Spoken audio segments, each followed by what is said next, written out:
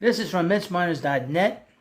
Headline: 2024 Mets Minors top prospects, 35 through 31, and features intriguing numbers. So before we get into this video, we need to hit that subscribe button. I give you all the lowdown I can find on all these different players and all these different situations when it comes to Mets minor leagues, their prospects, anybody that's in the Mets organization, top to bottom. The new baseball season is just around the corner, and spring games have already begun in Port St. Lucie, Florida. Mets camp this season has been filled with top prospects getting into action, giving fans a glimpse of players they could see later this year and in the coming seasons.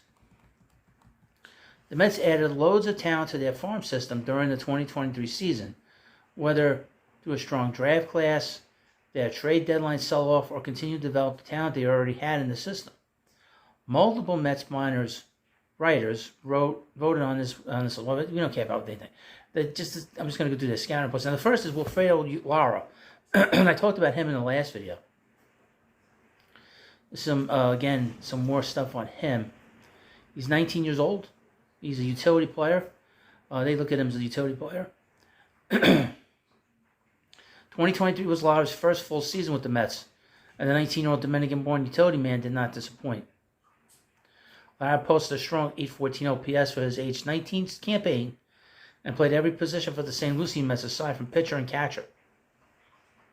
Lara did not play in April for St. Lucie, but was promoted to A-ball on May 2nd and became a mainstay in the Mets lineup. Lara profiles long-term as a decent defender who can work in a utility role, which is still very valuable to Major League ball clubs. Lara played the majority of his games in the outfield, but played mostly third base in the infield. Overall, he played 58 games in the outfield, 27 at third, and an occasional action at first, second, short, and DH. The most notable development for Lara was the jump in his power. His 14 homers averaged roughly 25 at-bats per home runs. Prior to 2023, Lara had 3 professional homers to his name, coming in at 232 total at-bats, which makes his 2023 output a steep improvement from his prior posts.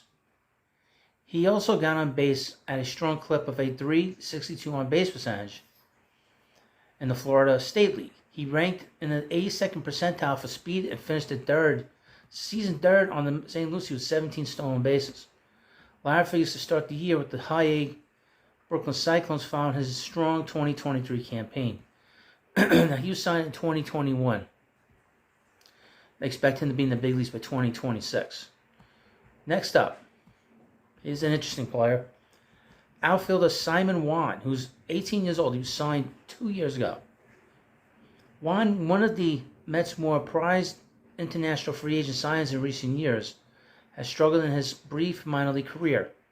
Juan was signed on International Signing Day in 2022 for a bonus of $1.9 million, one of the largest bonuses ever handed out by the Mets organization.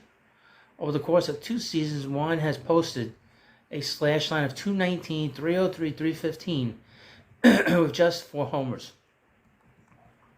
The Dominican Republic's talent was initially touted as a 5'2" prospect who could play a premium position defensively, but only one of those assertions seems true anymore. He's an outfielder.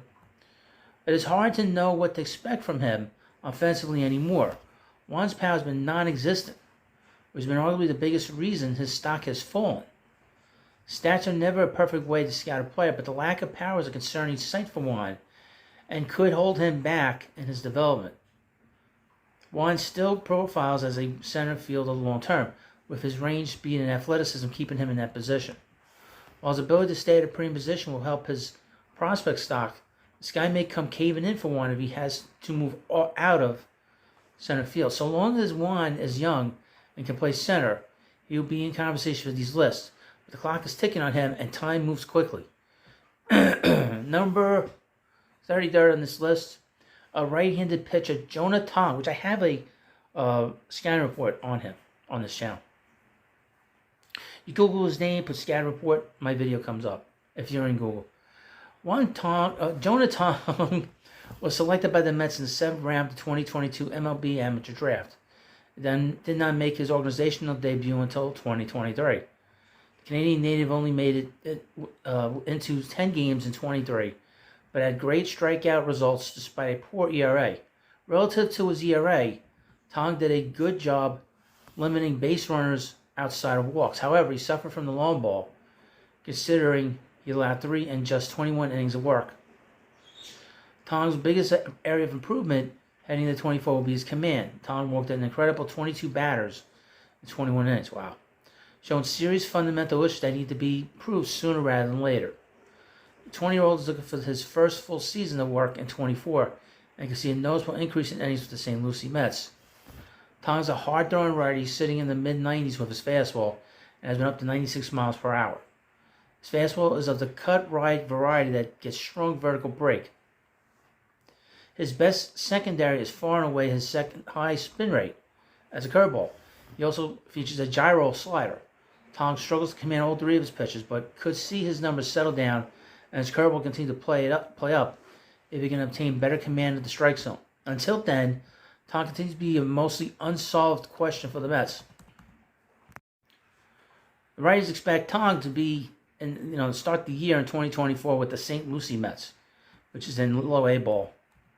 After the pandemic, all these teams, they restructured their minor league systems to where now St. Lucie is the low minor leagues. There's only 4 minor league teams for each team now instead of 6 or 7.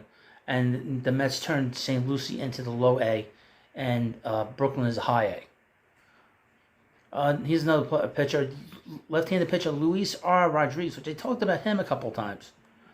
Rodriguez finally made it back to professional baseball following an injury that sidelined him for all of 22 and most of 23, but he was sidelined again to end 23 and only amassed 10 innings. Rodriguez is a lottery ticket type prospect for the Mets, but injuries had kept him off the field for the majority of his career. He was a minor league signing, interesting, in 2019. The fastball sitting mid-90s up to 97 miles per hour is a big reason why Rodriguez is still on this list despite so few innings pitched. He also has a high spin sweeper. His third pitch, the changeup, is used rarely. Rodriguez has been able to generate strikeouts when healthy, but he's had to put together a strong workload.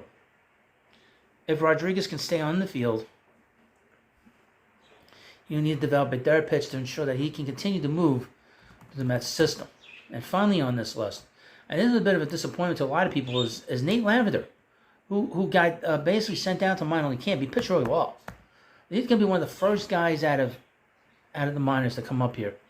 Especially if the Mets need a lefty. But he's not on the 40-man roster, so keep that in mind. Nate Lavender, a 14th round selection out of the University of Illinois, has become arguably the Mets' best relief prospect over the last 2 years. Lavender ended his tenure in AAA Syracuse with a 3.27 ERA, making the first time that 24-year-old lefty had posted an ERA above 2 at any of his stops in the minors. Lavender has dominated the minors and pushed the envelope for a major league call-up to Queens at the back end of the season. Lavender is the first player on this list who could realistically play for the Mets in the majors this year. The Mets currently have 2 lefties signed on major league deals, and both figure to make the team regardless of what happens this spring. That's Diekman, and that, of course, is Brooks Raley. However, every baseball fan knows that relievers are volatile and can turn direction at the drop of a pin. Lavender figures to be one of the first relievers up from Syracuse, if and when the Mets need to call someone up from Syracuse. Lavender has made a living striking batters out, but has struggled to limit his walks. Despite striking out better than 14 batters per 9 innings, he's walked 4.3 batters per 9 innings in 2023, was an improvement from his 4.91 output in 2022. Lavender is an old-school soft tossing lefty, singing around 90 miles per hour with his fastball, a slider hovering around 80, and a changeup that has been a serviceable third pitch. The lower velo fastball still gets a ton of whiffs, given its usage up in the zone and its vertical approach angle. Changeups are historically hard to project moving from the minor leagues to the major leagues, so it's hard to tell whether Lavender's changeup will translate to Queens. If it does, look for the lefty to continue setting hitters up with breaking pitches and then using his dancing fastball to pitch off 2 strike counts, as Lavender has had a good deal of success pitching backward. If he wants to get a good changeup grip, he wants to learn how to throw a good changeup, may I make a suggestion? They're not gonna watch this. Get John Franklin to teach him a changeup. You talk about a guy that didn't throw hard and he had a great changeup. That's somebody that could really help Lavender. Just a suggestion, just a thought as I'm doing this video. Thank you for watching this video, of course. And of course, please subscribe to the Prospect Hut, and I'll see you later.